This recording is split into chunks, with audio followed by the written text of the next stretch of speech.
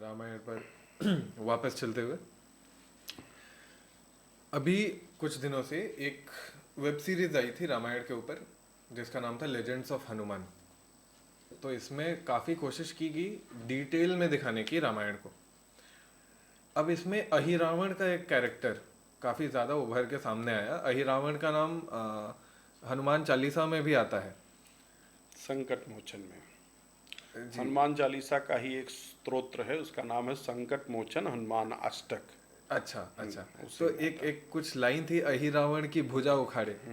तो क्या सिग्निफिकेंस था अहिरावण का? कौन था अहिरावण? देखिए, अहिरावण के बारे में वाल्मीकि रामायण या अन्य जो सूत्र है, आनंद रामायण, जी। विशेषकर आनंद रामायण में प्राप्त है कि रावण तो बड़ा अभिमानी था। हम्म।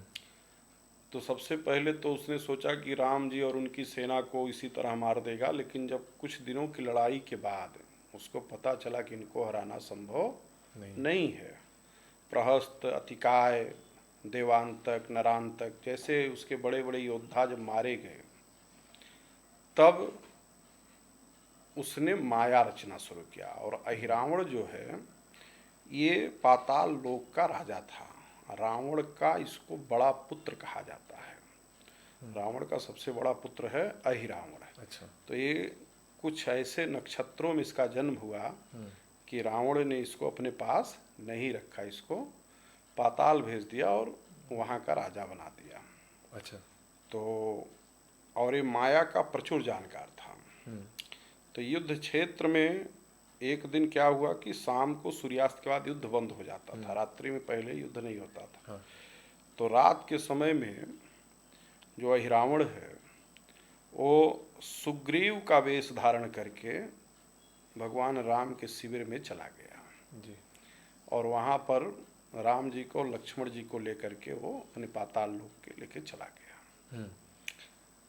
अब कुछ देर में मंत्रणा करने के लिए जब मंत्री लोग पहुँचे तो देखे कि वो है नहीं, भगवान तो है नहीं अपने आसन पर। जी।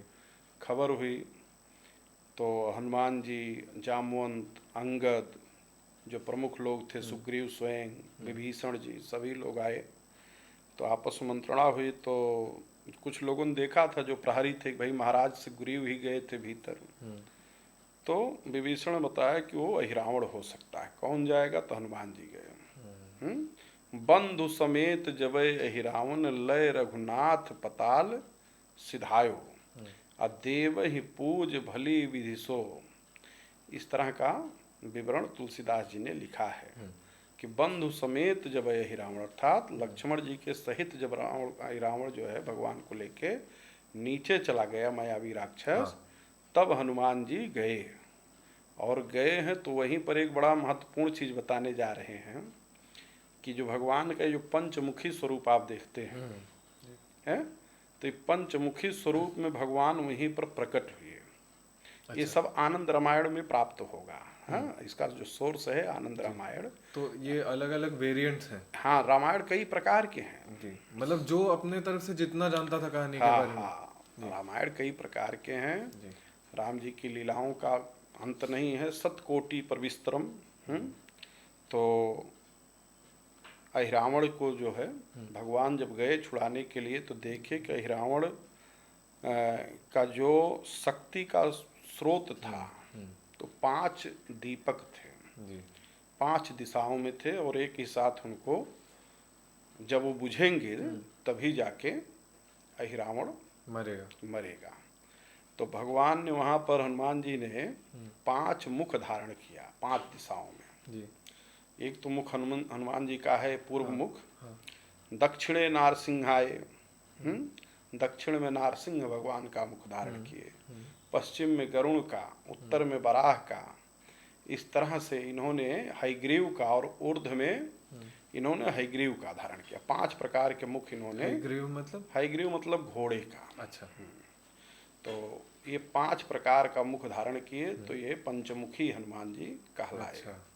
और विशेषकर आज भी माने जो पंचमुखी की पूजा होती है, नॉर्मल नहीं कहा गया, ये तंत्र और माया से जो प्रेरित दिक्कतें हैं, उसी में पंचमुखी की साधना विशेषकर तांत्रिक लोग करते हैं। जी, और काफी ऐसे उग्र होंगे। हाँ, उग्र रूप है। और जहाँ पर जैसे वास्तु का दोष हो या कोई बाधा हो, जी, ऐसी जगहों पे भगवान पंचमुखी की पूजा करनी तो अच्छी मानी। पंचमुखी हनुमान रूप की पूजा घर में नहीं करनी चाहिए? कर सकते हैं, अगर कर उस सकते तरह की दिक्कत है। भगवान तो भगवान ही है, कल्याणकारी हैं। नहीं, जैसे छवि रख देते हैं ना लोग, तो हाँ, वैदिक नहीं नहीं, पद्धति कोई से। दिक्कत नहीं होगी, अच्छा। उसमें कोई दिक्कत नहीं है। जी, लेकिन ऐसे नॉर्मली कहा गया, सामान्य रूप से भगवान का जो आशीर्वाद मुद्रा का फोटो है, जी, फोटो के बारे में हम इसलिए कह रहा हूँ क्योंकि मूर्ति रखना और उसकी सेवा कर पाना सबके लिए संभव नहीं है।